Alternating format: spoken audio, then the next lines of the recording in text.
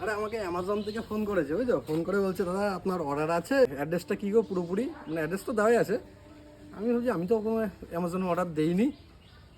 তারপরে বলছে না না আমার অর্ডার দেওয়া আছে, পেমেন্টও করা আছে। আমি বলছি পেমেন্ট করা আছে, এখন দেখাই যাক কী।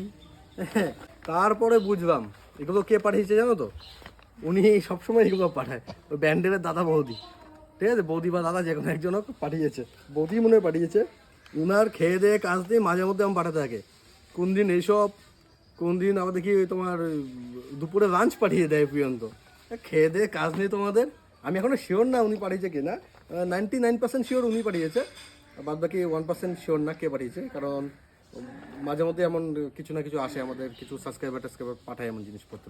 দেখো বৌদি ওরা কি পাঠিয়েছে, বৌদি ওরা বারবার বলছে আমি জানি না বৌদি কিনা। ব্যান্ডেল থেকে বৌদি আমার শরীর খারাপ হয়েছে, কি পাঠিয়েছে একটু দেখি। হ্যাঁ বৌদি তো জানে তোমার শরীর খারাপ না, তো শরীর খারাপ দেখে কি স্টিং পাঠাবে তাই বলে? ও তার মানে তোমার জন্য স্টিংটা পাঠায়নি, স্টিংটা জানে বিকি খেতে ভালোবাসে।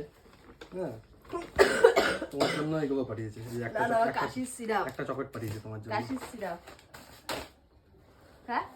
একটা চকলেট পাঠিয়েছে তোমার জন্য, আর এই দুটো পাঠিয়েছে আমার জন্য।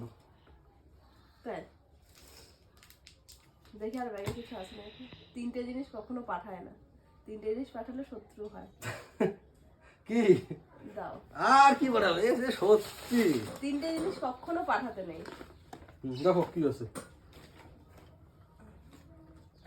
তোর হাসি দেখে মনে হচ্ছে ওইখানে হয়তো আরো কিছু পাঠিয়েছে।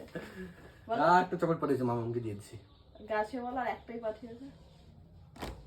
মামাম সত্যি কথা বলতো? সত্যি কি একটাই, আর একটা আমাকে দিয়েছে। একটা ওকে দিছি।